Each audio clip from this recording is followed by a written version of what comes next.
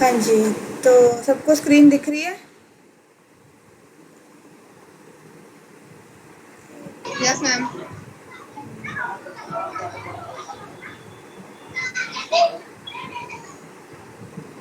हाँ जी, ओके। अब दिख रही है सबको? प्रेजेंटेशन आ रही होगी इसमें?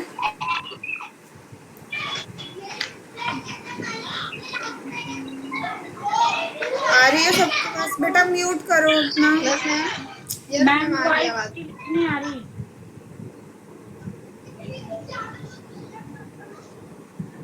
एक मिनट, ये कौन है जो अनम्यूट कर देता बार बार? मैम वॉइस क्लियर नहीं आ रही आपकी। बेटा तो अपना वीडियो ऑफ करोगे तो अपने आप क्लियर आएगी। आप वीडियो ऑफ कर दो सब अपना।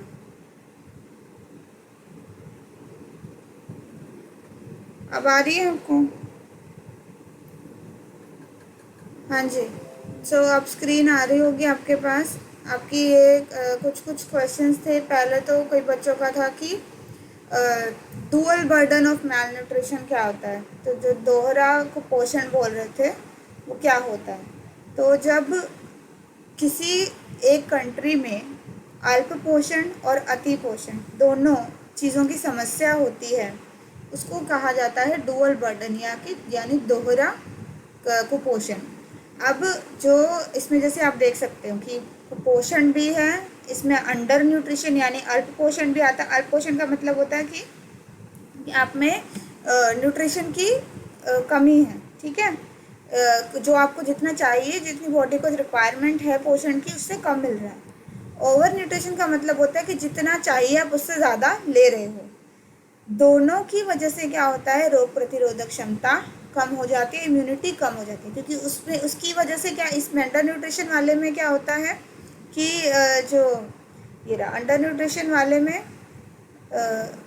ऑलरेडी कमी जितने बॉडी को चाहिए वो तो हो नहीं रहा, तो वो जो जितना इम्यूनिटी बढ़ाने के लिए जो चाहिए वो हो ही नहीं पाता, तो इम्यूनिटी वीक रहती है। ओवर न्यूट्रिशन में क्यों क्यों होता है? क्योंकि ओवर न्यूट्रिशन में तो पहले बीमारियां कई सारी लग जाती हैं, इस वजह से इम्यूनिटी लो हो जाती है। दूसरा रीज़न ये है, ओवर न्यूट्रिशन का ये मतलब नहीं है कि आप सभी पोषक तत्व अधिक मात्रा में ले रहे हो। ओवर न्यूट्रिशन का मतलब है आप एक कोई पर्टिकुलर कोई पोषक तत्व, जैसे कि ऊर्जा ऊर्जा आप अधिक मात्रा में ले रहे हो। सबको स्क्रीन आई होप दिख रही होगी, ठीक है। तो आप वो जो है सारे पोषक तत्व अधिक मात्रा में लेते हो, तो इसे दोहरा कुपोषण कहा जाता है। अब किसी ने पूछा था कि वेस्टिंग, क्षयकारी और स्टंटिंग में क्या फ़र्क होता है, ठीक है, ये पूछा था किसी ने। पहले तो इसे पूरा डिटेल में ही करते हैं। प्रोटीन एनर्जी मैल न्यूट्रिशन, ऊर्जा प्रोटीन कुपोषण क्या होता है। ऊर्जा प्रोटीन कुपोषण, जैसे नाम से ही पता चल रहा है, जब ऐसा कुपोषण होता है जिसमें प्रोटीन की भी कमी होती है और ऊर्जा की भी कमी होती है, तो उसे प्रोटीन एनर्जी मैल न्यूट्रिशन है, प्रोटीन ऊर्जा कुपोषण कहा जाता है। ये ग्राफ जो आपको दिख रहा है, ये डायग्राम, इसमें ये जो इंसान है, ये ऑप्टिमम हाइट है इसकी, ऑप्टिमम वेट है, मतलब ये आइडियल पर्सन है जो होना चाहिए एक इंसान को, जिसका सामान्य पोषण नॉर्मल न्यूट्रिशन होगा, ठीक है। तो ये वो मैम इंसान आपकी है। आवाज क्लियर नहीं आ रही। बेटा आप फिर अभी म्यूट कर लो, आपका कोई उसमें प्रॉब्लम है। बाकी सबको आना ही आ रही होती, वो सब बोल रहे होते, क्योंकि मैं इससे पहले भी एक क्लास ले चुकी हूँ। आप बंद करो अपना।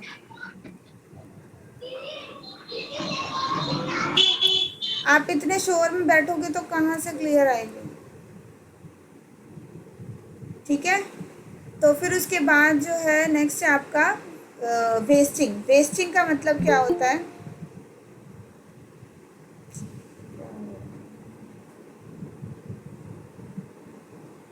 सब म्यूट करेंगे, सब अपनी वीडियो ऑफ रखेंगे। आप अगर वो नहीं करेंगे, आपको फिर क्वालिटी आपकी ख़राब हो जाएगी। इसीलिए मैं वो बोल रही हूँ, अपने म्यूट पे रखो, किसी शांति वाली जगह पे बैठो तो आपको वॉइस क्लियर भी आएगी, ठीक है। अब मैं कंटिन्यू कर रही हूँ। ये किसका ऑन है? किसी ने अपने चैट ऑन रखा, वो माइक ऑफ ऑन किया हुआ है। इसमें तो शो नहीं हो रहा, पर मुझे डिस्टर्बेंस आ रही है, ठीक है। Back to this presentation.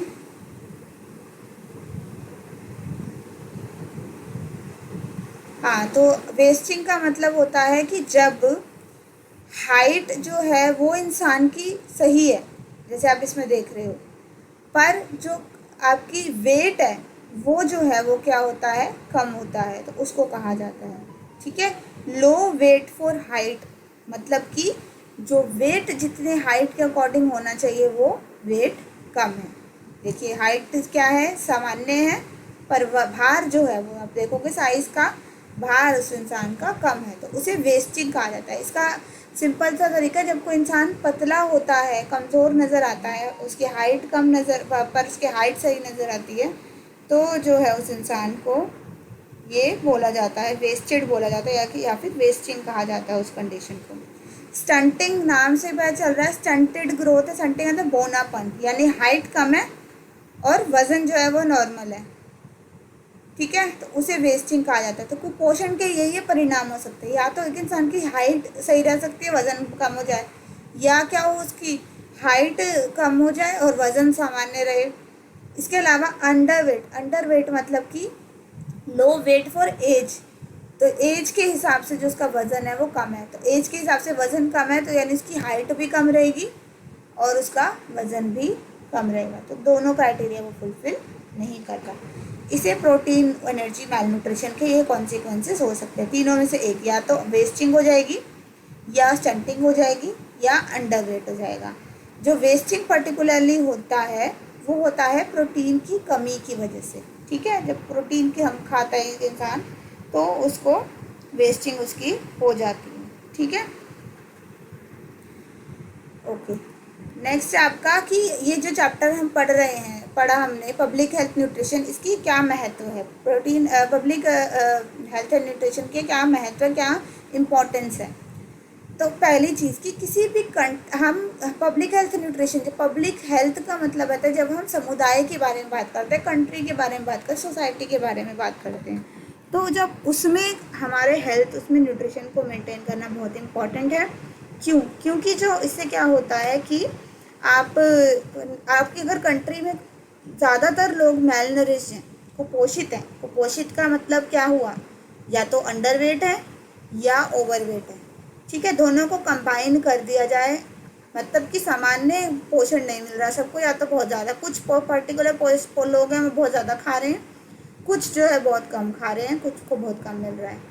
तो इसीलिए जो है ये जो मैल न्यूट्रिशन की जो पब्लिक हेल्थ न्यूट्रिशन जो है ये एक बहुत इम्पॉर्टेंट रोल प्ले करता है, क्योंकि एक समुदाय आपके एक कंट्री का वो उसको नहीं मिल पा रहा, या एक समुदाय उसको बहुत अधिक मिल रहा है, या सही अमाउंट में नहीं मिल रहा बेसिकली, तो इसकी बहुत ज़्यादा क्या होता है, कंट्री की जो परफॉर्मेंस है, उसका जीडीपी है, उसकी इकोनॉमी है, सब पे फ़र्क पड़ता है, क्योंकि उसके जो ज़्यादातर लोग हैं वो बीमार हैं, वो सही तरीके से काम नहीं कर अपने 100% नहीं दे पाते, जिस वजह से कंट्री डेवलप नहीं कर पाती और पिछड़ जाती है, ठीक है। इसीलिए हमारी कंट्री अंडर डेवलप्ड है या डेवलपिंग में आती है, क्योंकि हमारे देश में दोहरा कुपोषण, डुअल बर्डन ऑफ मैलन्यूट्रिशन है, हमारे एक समुदाय बहुत अधिक मिल रहा है, कम मिल रहा है, दूसरे को बहुत अधिक मिल रहा है, बैलेंस की कमी की वजह से। अंडर नरिश की वजह से क्या होता है कि बर्थ वेट कम हो जाएगा, जब बच्चे होंगे, अगर माँ अंडर वेट है तो बच्चे का वज़न भी कम होगा, बच्चे की ग्रोथ सही तरीके से नहीं हो पाएगी, उसका दिमाग अच्छे से विकसित नहीं हो पाएगा, तीनों के प्रभाव क्या पड़े, प्रोडक्टिविटी, कार्य क्षमता कम हो गई, और इस कार्य क्षमता कम हुई तो यानी कि कंपनी का जो कंट्री की इकोनॉमी अर्थव्यवस्था है ठप पड़ गई, ठीक है।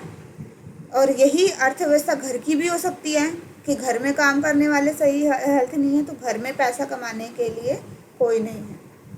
ओवर न्यूट्रिशन के भी कॉन्सिक्वेंसेज यही हैं, ओवर न्यूट्रिशन होगा, बीमारियां लगेंगी तो ज़्यादातर हॉस्पिटल में रहेगा इंसान, जिस वजह से प्रोडक्टिविटी, कार्य क्षमता कम हो जाएगी, घर की और कंट्री दोनों की अर्थव्यवस्था खराब हो जाएगी।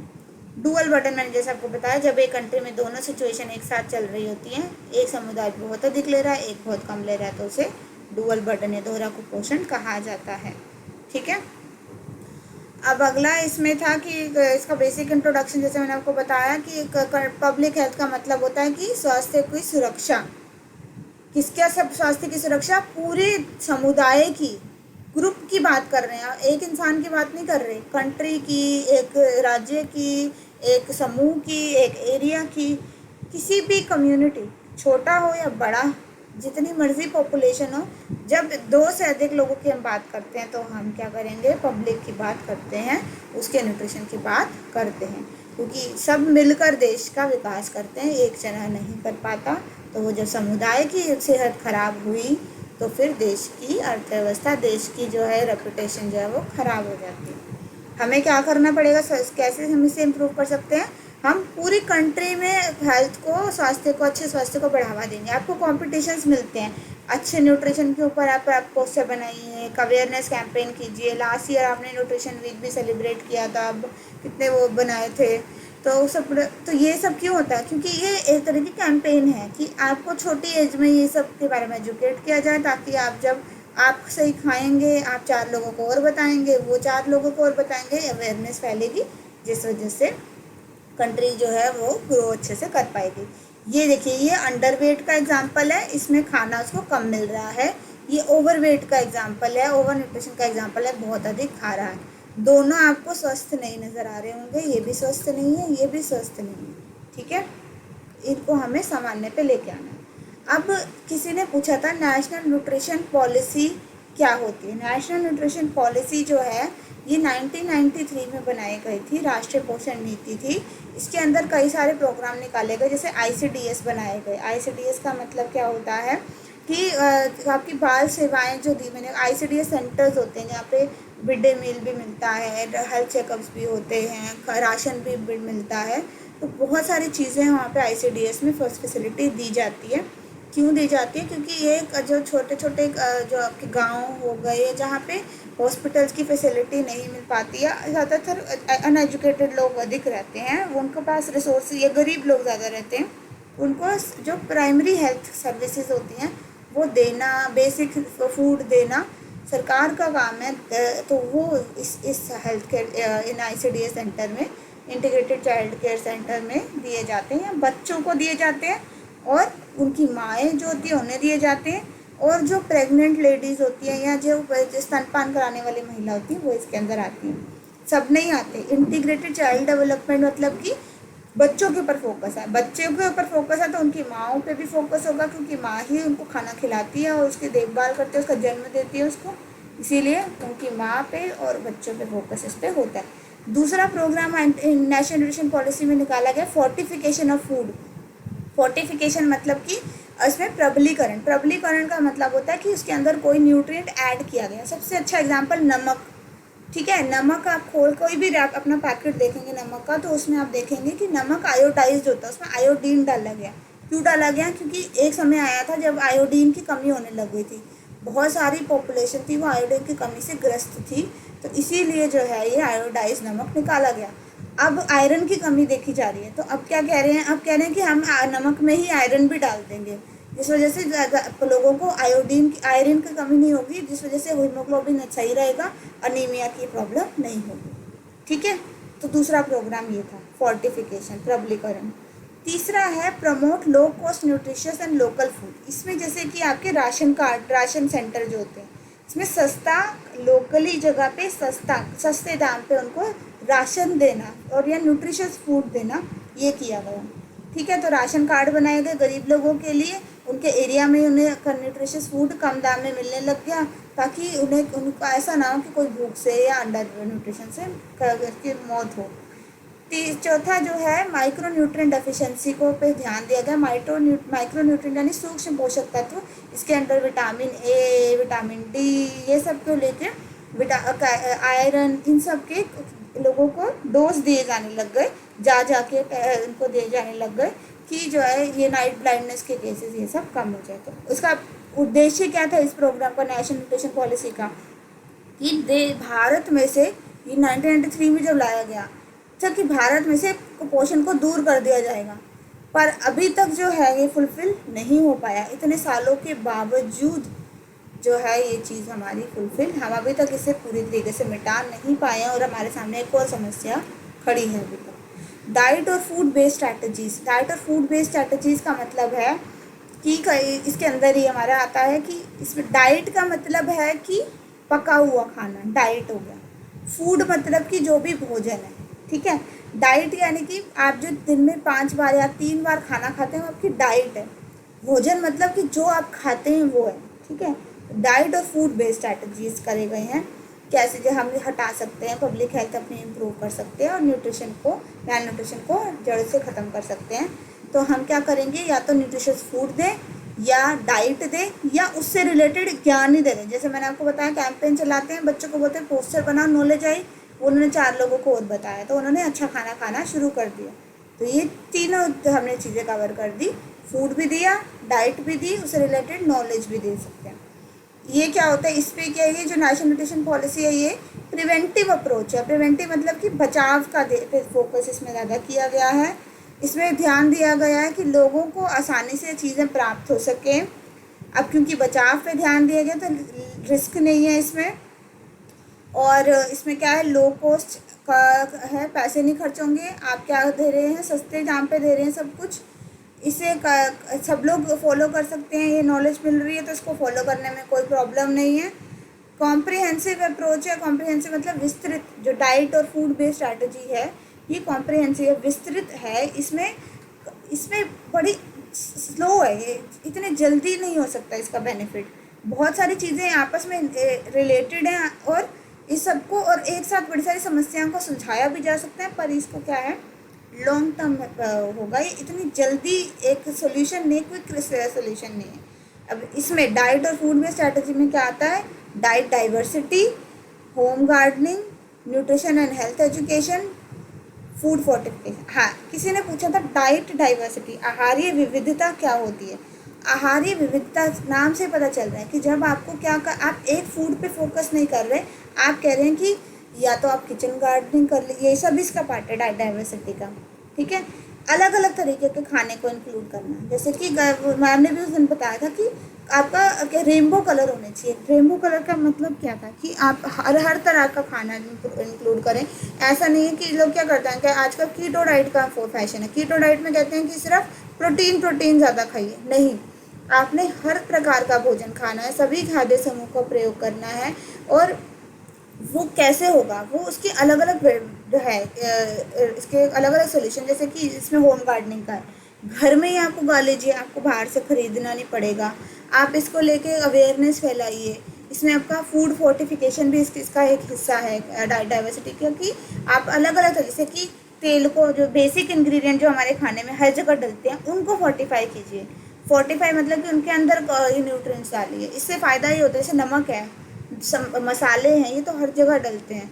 जो ऐसी चीज़ें जो आपको स्पेशली एक अलग से सब्ज़ी बनाने की ज़रूरत ना पड़े, आप जो चीज़ हर किसी में वो चीज़ से न्यूट्रिएंट आपको मिल सकता है। मतलब कि आप दाल खाएंगे तो दाल में भी वो तेल डलेगा तो उससे भी वो पोषण तत्व मिल जाएंगे। आप सब्ज़ी, अब गोभी की सब्ज़ी खाएंगे उसमें भी वो तेल या नमक डलेगा तो उससे वो पोषक तत्व मिल जाएंगे, ठीक है। तो ये होता है आपका डाइट डाइवर्सिटी। अब किसी ने लास्ट क्लास से पूछा था कि मैम कन्वीनियंट फूड क्या होता है, सुविधाजनक खाद्य पदार्थ क्या होते हैं। तो सुविधाजनक खाद्य पदार्थ तो सबसे अच्छा एग्जाम्पल हमने ही बताया, मैगी, ठीक है, या जो भी इंस्टेंट फूड होते हैं। कन्वीनियंस है, सुविधाजनक है, आपने कुछ नहीं करना, 2 मिनट लगाए, पानी डाला, उबाल लिए, हो गया। कन्वीनियंस मतलब आपको फटाफट आपको खाना मिल जाता है। इसी तरीके से मकेन्स आते हैं, मकेन्स लिया, फटाफट तेल गर्म किया, सब कुछ है, आपको कुछ करने की ज़रूरत नहीं है। इंस्टेंट इडली मेकर्स आते हैं MTR के, फटाफट आपने वो डाला तो उसको मिक्स किया और फटाफट आपने उसको तवे पे करा। मतलब जो चीज़ बनाने में आपको 3-4 घंटे, आपको उसकी प्रिपरेशन के स्टेप्स, ये सब चीज़ें जो हैं वो हट जाती है, तो उससे आपको कन्वीनियंट फूड मिलता है। अब जैसे आप मैगी अगर आप शुरू से बनाएंगे, नूडल्स बनानी है आपने, पहले हम नूडल लाएंगे, इसमें ये करेंगे, उसको उबालेंगे, ये सब करना स्टेप्स होते हैं, फिर उसमें तड़का लगाएंगे, इसमें से इस तरह चीज़ें डालेंगे। अब मैगी खाने से क्या सिंपल, आपने लिए पानी डाला, उसमें मसाला डाला और वो बन गई। तो वो सब कन्वीनियंट है, पर नुकसान क्या है इनका, इससे आपको कन्वीनियंस तो मिल रही है पर इससे न्यूट्रिएंट्स आपको नहीं मिलते, ठीक है, तो हेल्दी नहीं होता। हाँ, किसी ने ये पूछा था significance of food processing technology, ma'am ये टर्म समझा दो, ये मैम ने जो ये वाला किया था। तो इसमें है Indian food industry in terms of production. देखिए, फूड प्रोसेसिंग एंड टेक्नोलॉजी, खाद्य प्रसंस्करण क्यों आवश्यक है। अब मैंने भी पहले भी ये वाला चैप्टर में करा चुकी हूँ आपको, मैंने तो यही चीज़ कवर की थी कि अब जो है हमारी भागदौड़ की लाइफ है, हमारे पास इतना टाइम नहीं है कि हम अचार बना सकें, हमारे पास इतना टाइम नहीं है कि हम पापड़ सुखा सकें, ठीक है। इन सब चीज़ों के लिए हमारे पास अब बिल्कुल भी टाइम नहीं बचा। हम सब वर्किंग है, हम सबको पैसे कमाने, हमारी इतनी महंगाई बढ़ रही है। तो ये जो फूड प्रोसेसिंग जो इंडस्ट्री है ये हमारी बढ़ाने की ज़रूरत है हमारे लिए। बहुत एक इम्पॉर्टेंस है हमारे लिए ये करना, इम्पॉर्टेंट है हमारे लिए करना। ठीक है, तो अब की स्टेज के ही करंट सिचुएशन दी है कि Indian food industry in terms of production and development is big, और 5th रैंक आता है ये इंडियन फूड प्रोसेसिंग इंडस्ट्री का। पूरे अगर हम बात करेंगे तो rank big in size in India. ठीक है, तो हम बाकी सारी इंडस्ट्रीज से कंपैरिजन करें, जैसे कि फैब्रिक हो गए, टेक्सटाइल हो गई, और कोई एग्रीकल्चर हो गई, तो जो फूड इंडस्ट्री है हमारी, जैसे कंपनी जो आपकी बड़ी बड़ी इंडस्ट्री है, तो वो 5वें नंबर पे आती है। पहले पे जैसे मानो एग्रीकल्चर आया, दूसरे पे टेक्सटाइल आई, तो 5वें नंबर पे जो है हमारी फूड इंडस्ट्री आती है। ठीक है, इतना बड़ा स्केल है इसका। दूसरा है चेंजेस इन लाइफ से। मैंने आपको बताया कि हमारी डिमांड बढ़ रही है, हमारे पास इतना टाइम नहीं है कि हम ऐसी चीज़ें बना सकें। फिर इसमें है कि मेगा फूड प्रोसेसिंग पार्क, मुझे लगता है शायद नहीं समझ आया। मेगा फूड प्रोसेसिंग पार्क का मतलब है कि सरकार ने और प्राइवेट कंपनियों ने मिल के क्या किया, इंडस्ट्री खड़ी करी। ठीक है, जहाँ पे जो किसानों पे फोकस किया जाता है कि किसान शुरू से प्रोसेसिंग करे। क्यों? मैंने जैसे आपको पहले भी डिस्कस कर चुकी कि किसानों को नॉलेज नहीं होती, तो वो क्या करते हैं कि कई बार उन्होंने क्या किया, वो प्रिजर्वेटिव्स डाल देते, वो पेस्टिसाइड्स बहुत ज़्यादा डाल देते, कीटनाशक बहुत ज़्यादा प्रयोग करते थे। तो वो उसको लेके उनको अवेयर किया गया। वो जब उनको वो आते हैं, वो मंडियों में सामान बेचने से डायरेक्टली चले जाते हैं। ठीक है, अब उसकी में अगर सरकार और जो प्राइवेट कंपनियां मिल जाती हैं, वो उन्होंने अपना बीच में रोल आए वो, और उन्होंने क्या किया, किसानों के साथ कोलैबोरेट किया, उनके लैंड पे थोड़ा शेयर दिया उन्हें कि उनको थोड़ा फाइनेंस भी मिल जाए। तो उनके साथ आए वो कि वहाँ पे वो शुरुआत में प्रोसेसिंग करने लग गए। जैसे आलू का अगर मैं एग्जांपल दूँ, आलू बो रहा है कोई किसान, तो वो आलू जो है वो क्या करेंगे, आलू लेंगे किसान को, पहले तो जो वो उसके साथ कोलैबोरेट करेंगे, वो जहाँ जिस खेत में उगा रहा है वहाँ से लेंगे उसके आलू, उसको प्रोसेस करेंगे, धोएंगे, ये सब करेंगे। फिर जो है वो आगे उसको आलू के फिर वो अलग अलग चीज़ों में, जैसे फ्रेंच फ्राइज बनाए उन्होंने, चिप्स बनाए, और फिर उसी में ही वो रिटेलर वगैरह सब कुछ इन्वॉल्व करते हैं। तो वो पूरा आपस में कोलैबोरेटेड होता है सरकार से कि ये कॉन्ट्रैक्ट इनको मिलेगा, ये इसी को मिलेगा। तो एक ही कंपनी और प्राइवेट सरकार जो है वो मिलके सबको जो है वो सबको इन्वॉल्व करते हैं उसके अंदर। ठीक है, ऐसा नहीं है कि एक कंपनी ये कर रही है, दूसरी कंपनी वो कर रही है, तीसरी कंपनी ये कर रही है। आपस में मिल के वो एक दूसरे के साथ कोऑर्डिनेट करते हैं। फूड फोर्टिफिकेशन मैंने आपको अभी बताया। फूड फोर्टिफिकेशन मतलब कि जो जैसे विटामिन ए डाल दिया, जैसे विटामिन ए तेल में डलता है, सॉल्ट में आयोडीन डलता है, जो फ्लार है, फ्लार मतलब आटा जो है, उसमें फॉलिक एसिड डल सकता है। क्यों डालना है? क्योंकि ये चीज़ हम खाते ही हैं, नमक हम डालते हैं हम, और तेल ज़रूर खाते हैं, और हम रोटी ज़रूर खाते हैं नॉर्थ में।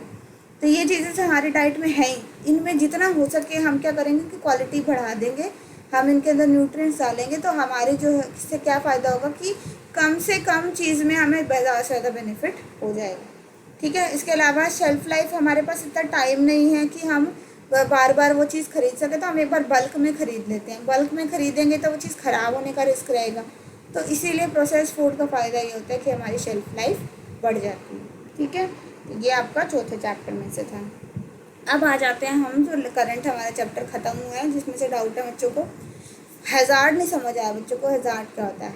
ठीक है, इसमें साफ साफ लिखा है कि कोई भी चीज़, कोई भी जोखिम की कितनी प्रोबेबिलिटी, संभावना है, उसको हैज़ार्ड कहा जाता है। ठीक है, कोई चीज़ से खाने से खतरा, आपको किसी तरीके का नुकसान हो सकता है, उसे हैज़ार्ड कहते हैं। उसकी प्रोबेबिलिटी से, मैंने बताया प्रोबेबिलिटी या संभावना को हैज़ार्ड कहा जाता है।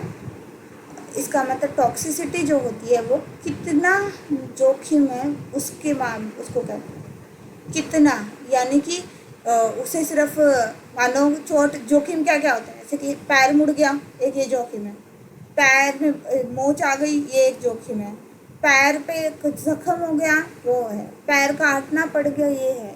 ये जो अलग अलग डिग्री हो गए जोखिम के। वो कैपेसिटी, वो कितना जोखिम हो रहा है, उसको टॉक्सिसिटी कहते हैं या विषाक्तता कहते हैं। खतरे का मतलब कि होगा कि नहीं होगा।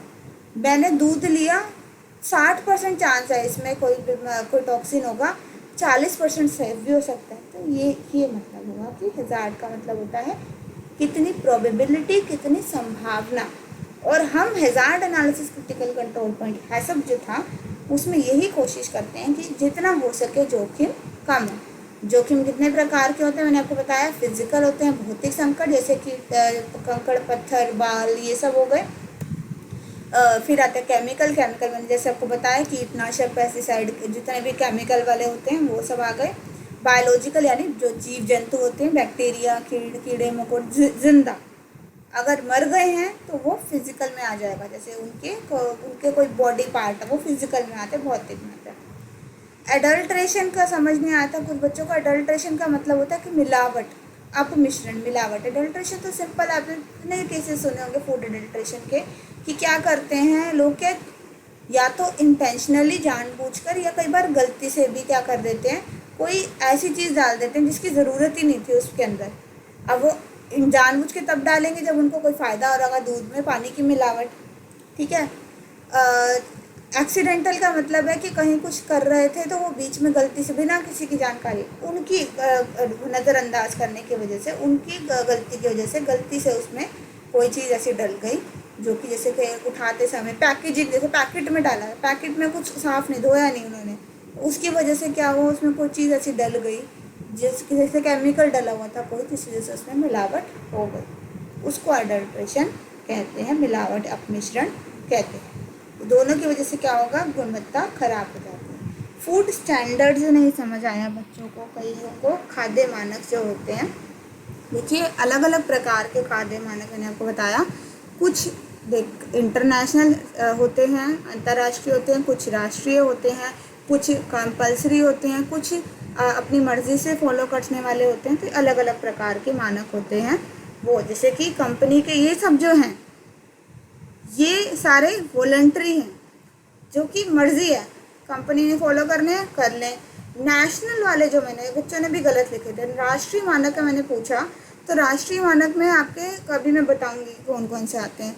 तो राष्ट्रीय अपने देश के मानक बताएंगे, आप आपके देश में कौन कौन सी संस्थाएं हैं वो जो कि सरकारी संस्थाएं का कंट्रोल करती हैं। बाकी ये सारे जो है वो कंपल्सरी नहीं होते, अपनी मर्जी होती है, कंट्री ने करनी है फॉलो के नहीं करनी, ठीक है। पहले ये PFA हुआ करता था, अब ये नहीं है। PFA में ये 3 चीज़ें आती थी, fruit vegetable order, meat product order और वेजिटेबल प्रोडक्ट ऑर्डर। अब ये चीज़ नहीं फॉलो होती, ये मैंडेटरी था, कंपलसरी था। पर क्योंकि कंपनी को क्या होता था कि अगर कोई फ्रूट वाली है तो उसको एक पे तो इसके पार्ट में जाना पड़ता था, इस यूनिट में। अगर मीट वाली है तो उसको इस यूनिट में। किसी को ISI वाला कोई सामान, जैसे मैंने बिस्किट का एग्जाम्पल बताया, तो उसको ISI के पास जाना पड़ता था। किसी का एग्रीकल्चर प्रोडक्ट है उसे एग्मार्क लेने जाना पड़ता, तो बहुत होच पोच जाती थी। तो उन्होंने क्या किया, उन्होंने कहा कि हम एक ही बनाते हैं सिस्टम, FSSAI बना दिया उन्होंने कहा ये संस्था है जिसके पास जिससे खाने से रिलेटेड है सब चीज़ें हैं, वो इनसे सर्टिफिकेट ले लेंगे, तो प्रोसेस आसान कर दिया इसमें। बस ये है इसमें, ठीक है। अब बाकी सबको क्या कर दिया गया, वॉलंटरी कर दिया गया, अपनी मर्जी है, इच्छा है, करना है फॉलो कर सकते हैं, नहीं करना नहीं करेंगे। FSSAI पर लेना ज़रूरी है। ISI का वॉलंटरी है, FPO का फूड में, ये चीज़ का ध्यान रखिए, फूड में ISI, FPO, एगमार्क और FPO तो खैर फूड का ही, ISI जो है फूड के केस में ये क्या है, वो है। कई बच्चों को समझ नहीं आया BIS और ISI में फ़र्क। BIS पहले क्या होता था, जब ये PFA का चलता था तो BIS का मार्क होता था और वही संस्था थी और वही करती थी। अब क्या है, BIS जो है वो कंपनी है, संस्था है जो कि बहुत कुछ करती है। जैसे मैंने बताया प्रेशर कुकर, आपके गैस स्टोव, आपका ये सब चीज़ों पे भी ISI के पार्क की ज़रूरत पड़ जाती है, तो वो वाला भी वो देखते हैं। उसके अलावा और भी बड़ी सारी चीज़ें ISI के लिए अप्रूवल के लिए आती हैं। तो वो जो साइन लगा के देते हैं, वो जो ठप्पा लगाते हैं, जब उनकी सारे निर्देश फॉलो होते हैं, उनके सारे रूल्स फॉलो होते हैं, वो ISI का ठप्पा लगा के देते हैं। कंपनी का नाम है BIS, तो आप जाएंगे कि अपने कंपनी के लिए लेने के लिए सर्टिफिकेशन, आप इस कंपनी को रिपोर्ट करेंगे, BIS को, ब्यूरो ऑफ इंडियन स्टैंडर्ड के पास जाएंगे आप। जब वो चीज़ आपको सारे रूल्स बताएंगे, ये चीज़ें फॉलो होनी चाहिए, आपने फॉलो करी तो आपकी जो प्रोडक्ट के पैकेट है उस पर ये निशान आपको लगा के दिया जाएगा। ये फ़र्क है, ठीक है। BIS वो कंपनी है जो कि ISI का निशान लगा के देती है, ठीक है। FSSAI के बारे में वही है कि अब क्या है, कंसोलिडेटेड बनाती हैं, सब चीज़ों का ध्यान रखती हैं, हाइजीनिक कंडीशन, सारे रिस्क का साइंटिफिक अप्रोच फॉलो हो रही है कि नहीं हो रही, इन सब चीज़ों का FSSAI जो है ध्यान रखती है। अब इंटरनेशनल पे आ जाते हैं। कोडेक्स का मैंने आपको बताया, कोडेक्स इंटरनेशनल है, ये वॉलंटरी है, ये इंटर गवर्नमेंटल बॉडी है, ठीक है। ये भी ये ध्यान रखते हैं कि जो भी ट्रेड जो इंटरनेशनल आ जाते हैं, तो यानी कि हम क्यों ले रहे हैं इंडिया में, क्योंकि हमें व्यापार करना है, हमें चीज़ें इधर की उधर ले जाने हैं, हमें प्रॉफिट कमाना है, हमें अपना दुनिया में नाम करना है, तो वो करते हैं। ये जो है अलग अलग कंट्री के लिए उनके नेशनल स्टैंडर्ड के हिसाब से कुछ के सारे कंट्री हैं जो है वो नेशनल स्टैंडर्ड अपने इनकी कॉपी करने के लिए यूज़ करते हैं। तो कोडेक्स एक वो है ट्रेडमार्क है, ये अच्छा कोड बनाते हैं, इनके फॉलो करने चाहिए। थोड़ा सा हमें अगर अपनी कंट्री के हिसाब से बदलाव करने हैं वो सब कर लेते हैं, ठीक है। यही कोडेक्स का यही चीज़ हिंदी में भी है, ठीक है। तो अब आ जाते हैं ISO। क्या है ISO जो है, वो भी ऐसे ही इंटरनेशनल ऑर्गेनाइजेशन है। ये जो है ये प्राइवेट के लिए है, ये इंटर गवर्नमेंटल नहीं है, ये जो प्राइवेट, सरकार का कोई इसमें लेना देना नहीं है, ये प्राइवेट कंपनी है, एक कंट्री की दूसरी कंट्री आपस में कोलैबोरेट करती हैं। ये वॉलंटरी है, ज़रूरी नहीं है कि कंट्री को करना पड़ेगा, बट अगर ट्रेड करना है इंडिया से बाहर तो कोडेक्स से आपको कोऑर्डिनेट करना पड़ेगा, ठीक है। ये आपका आया डिफरेंस इसमें दिया गया है, वो इंटर गवर्नमेंटल है, वो नॉन गवर्नमेंटल है, वो स्टैंडर्ड बनाने में प्रयोग करती हैं कंट्रियाँ, ये वॉलंटरी है। तो इनडायरेक्टली आप कोडेक्स फॉलो कर ही रहे हो अपने देश में, क्योंकि कॉपी तो उसी में से हुआ कोडेक्स में से। ये स्लो चेंज होती है, इसमें जो है ये चेंज होने में हर 5 साल में चेंज होता है, प्राइवेट है इसलिए इसमें एक मिनिमल एक्सेप्टेंस मतलब इसे ये फॉलो करते हैं कि एक लिमिट सेट करेंगे कि इसके अगर इतना फॉलो नहीं हुआ तो बीमारी हो जाएगी, तो भी हमने तो मिनिमल स्टैंडर्ड दे दिए। ये फॉलो करना आसान है, ठीक है, बेसिकली ये सिंपल रूल होगा इसमें, बट ये करना मुश्किल होगा क्योंकि वो स्ट्रिक्ट रूल बनाते हैं, ठीक है।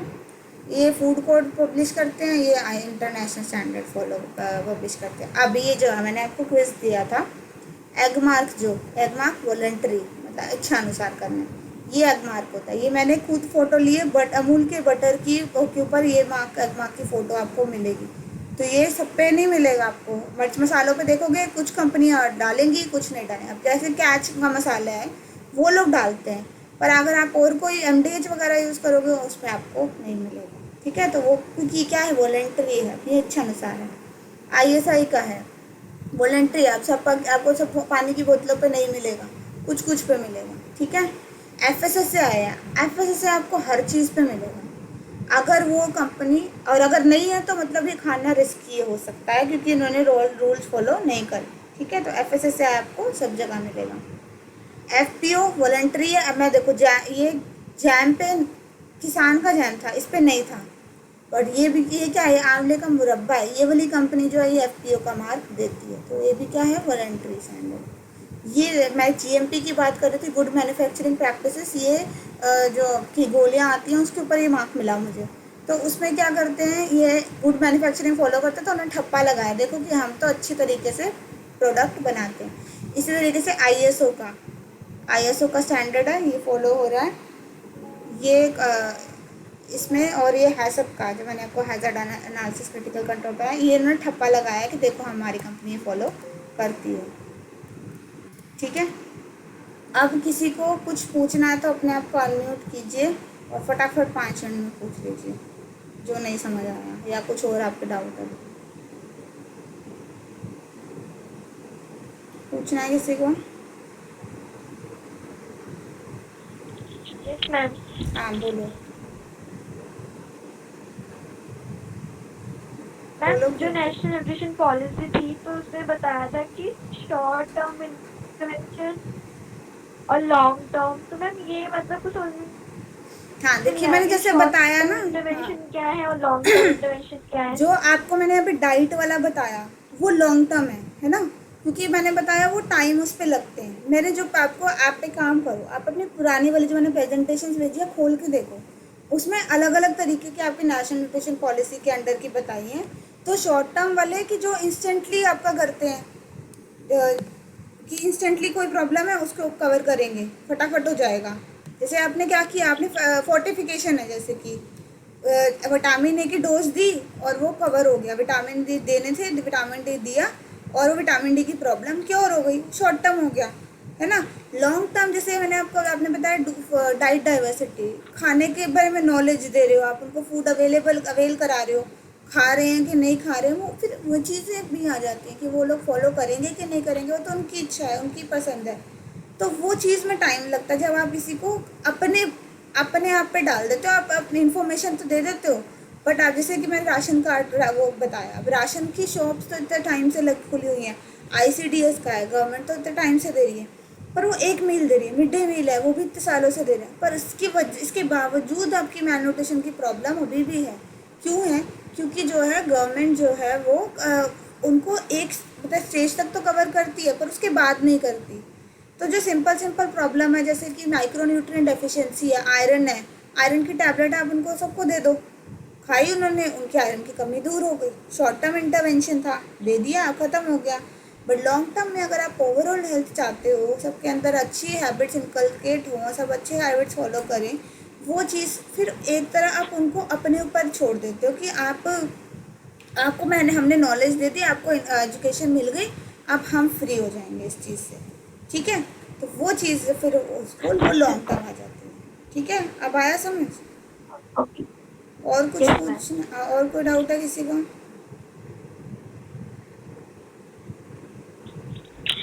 मैम मुझे प्रैक्टिकल 4 के बारे में पूछना था थोड़ा सा।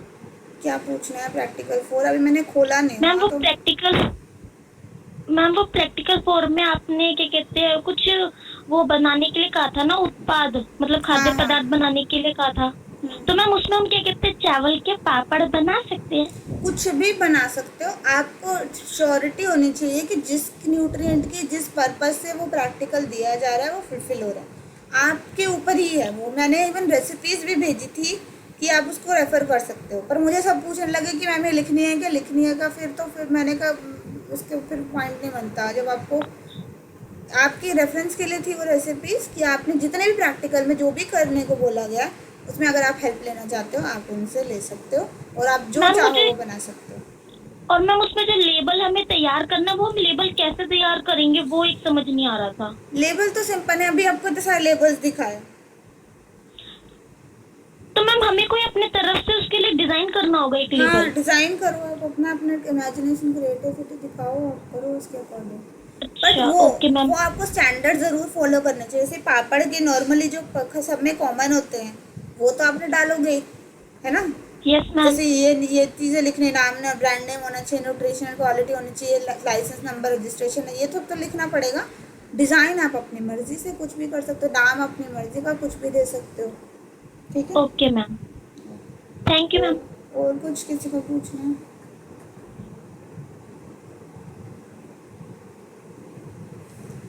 2 मिनट और दे रही हूँ, 50 हो जाए, 3 मिनट और दे रही हूँ, 50 पे मैं कॉल डिस्कनेक्ट कर दूँगी अगर किसी ने कोई डाउट नहीं पूछा तो, ठीक है।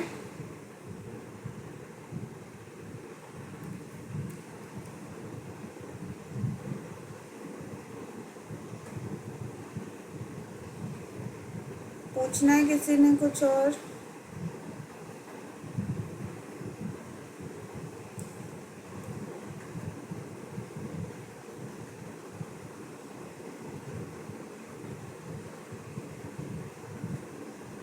अटेंडेंस सिर्फ 4-5 बच्चों ने लगाई, बाकियों ने नहीं लगाई।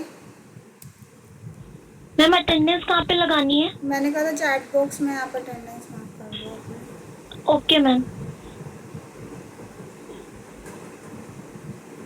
और किसी को कोई डाउट नहीं है? जिन्होंने पूछे थे उनके डाउट्स कवर हो गए हैं क्या?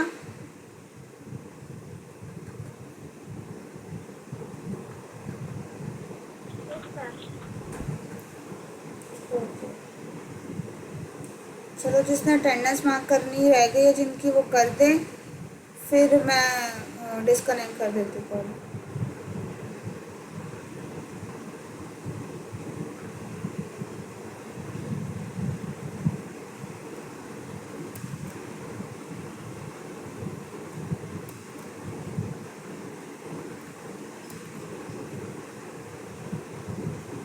बाकी सब एग्जिट कर सकते हैं जिन्होंने कर दिया, और क्वेश्चंस नहीं है अगर उनको।